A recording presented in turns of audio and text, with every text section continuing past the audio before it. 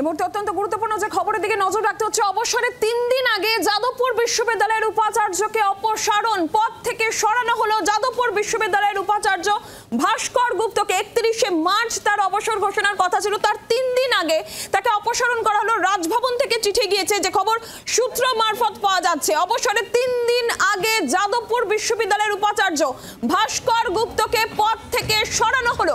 উপাচার্যের পদ থেকে সরানো হলো ভাস্কর গুপ্তকে। 31শে মার্চ তার অবসর গ্রহণের কথা ছিল এবং তার আগে, তার 3 দিন আগে উপাচার্য পদ থেকে সরানো হলো ভাস্কর গুপ্তকে।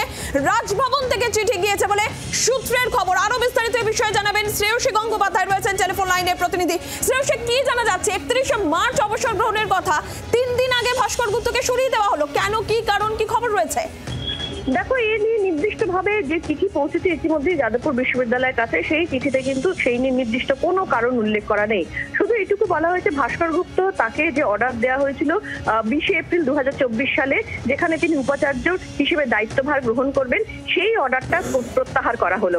এখন এক্ষেত্রে উপাচার্যের সঙ্গে আমরা কথা বললাম, সেক্ষেত্রে উপাচার্য তিনি যেটা বলছেন যে তাকে আগে থেকে কিছুই জানানো হয়নি, তিনি জানতেনই না।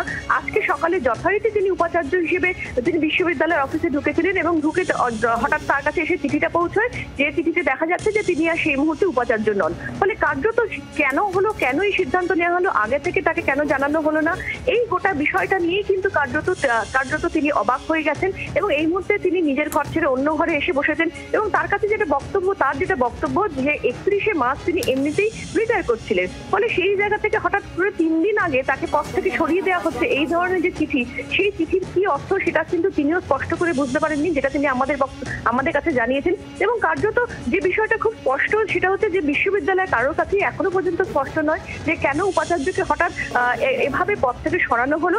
এবং সেক্ষেত্রে বিশ্ববিদ্যালয়ের কাছে যে চিঠি এসে পৌঁছেছে, সেই চিঠিতে কিন্তু নির্দিষ্টভাবে কোনো কারণও লেখা নেই যে কেন এক্ষেত্রে তাকে পদ থেকে সরানো হচ্ছে।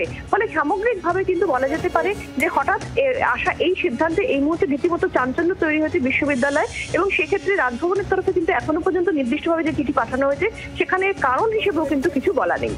শ্রেয়সী, ধন্যবাদ তোমাকে। কি কারণে এই অপসারণ? ভাস্কর গুপ্ত তিনি নিজেই এই বিষয়ে কিছু জানেন না, তিনি এই চিঠি পেয়ে অবাক। ভাস্কর গুপ্ত কি বলেছেন শুনুন। কোনোভাবে দেখার তো এখানে প্রশ্নই ওঠে না। আমি আচার্য বলেছিলেন, আমি দায়িত্ব পালন করেছি, আচার্য মনে করছেন যে সেটা উনি আর রাখবেন না, তাহলে আর করবো না। আর কি বলার আছে এতে? মানে এটা আমি ইতোমধ্যেই না রাখার কারণ, ইতোমধ্যেই চেয়ার ছেড়ে উল্টে দিকে, সেটা আমি কি করে জানবো? বাংলার আওয়াজ, বাঙালির আবেগ, জি 24 ঘন্টা।